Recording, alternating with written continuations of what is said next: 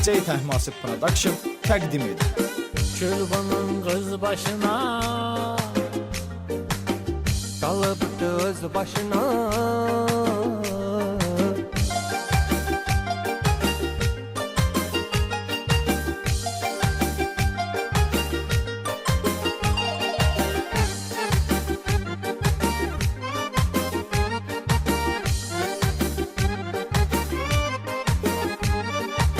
Kimse bu kıza çirkin deyip bu kız inciyip Kadın salonuna girip güzel olmak isteyip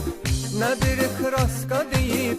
ne şpaklovka deyip Sürtübdü göz kaşına kül bunun kız başına Kalıbdı öz başına kül bunun kız başına bir tane düz söz yok, ne deyir keleydir. Bekardır akşamazan gören ne edeydir. Kim saklıyor maşını gel otur gedeydir.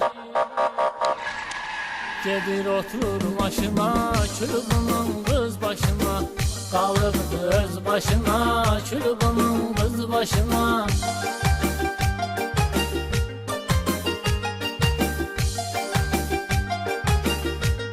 DJ Təhmasib Production təqdim edir.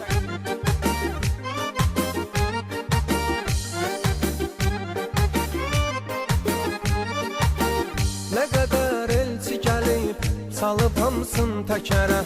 Bu kız atqaz eyleyip aşağısı 100 nəfərə 29 yaşı var hələ getmeyib ərə Keçir 30 yaşına kül bunun kız başına Kalıbdı öz başına kül bunun kız başına Səsini atır başına necə dilləndirəsən Bunun ki ancaq odur gəzib əyləndirəsən Bir dənə çarə qalıb qızla evləndirəsən Gəlmir oğlan xoşuna külbunun qız başına Qalıbdı öz başına külbunun qız başına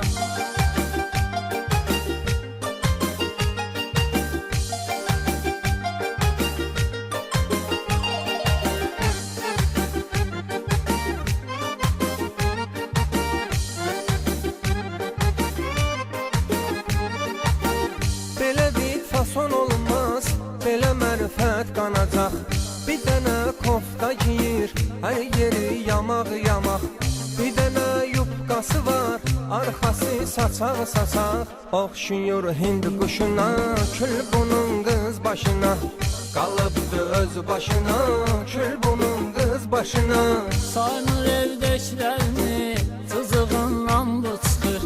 Bu qulaqdan söz alır, o birindən bırakır Nə öz atasına baxır, nə öz anasına baxır Nə bacı qardaşına, külbunun qız başına Qalıbdı öz başına, külbunun qız başına DJ Təhmasib Production təqdim edir.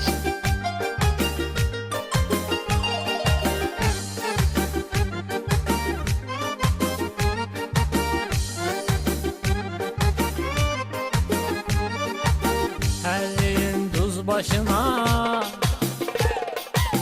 Qonmasın toz başına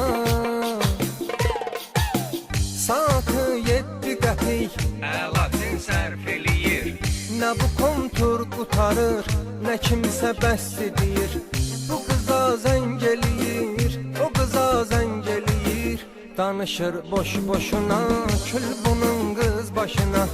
Qalıbdı öz başına, kül bunun qız başına Əli var ərbisidir, vətənə xidmət edir O da gündə birisin, evinə dəvət edir Bir ay deyil evlənib, artıq xəyanət edir Öz həyat yoldaşına, külbunun gəlin başına Qalıbdı öz başına, külbunun qız başına